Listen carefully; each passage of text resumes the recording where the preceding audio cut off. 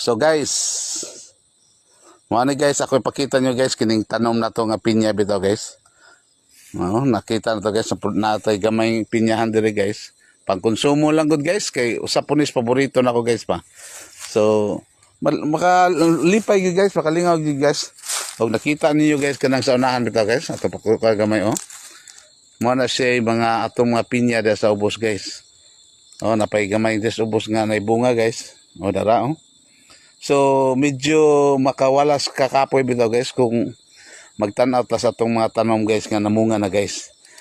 So ini ginagano na guys, kung konsumo lang guys medyo matagbo-tagbo gitag mamunga ni tanan guys. Pero sa pagkaron guys medyo gagmay pa sila. So mapalay pagsugod pipila pa lang kapunuan ang namunga. So sama ini guys. Mga kuan guys, mga estimate na to guys, mga 3 weeks from now guys, pwede na siya natong ma-harvest guys. So, usapan nyo paabot guys. Mananom na ta guys kay para makaani ta, maka-harvest ta. So, makabaligya kung na may sobra, napo tayo makonsumo guys.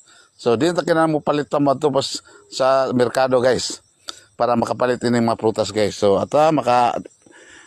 discount po tagamay guys kung kita'y dunay kaugalingong tanom guys. So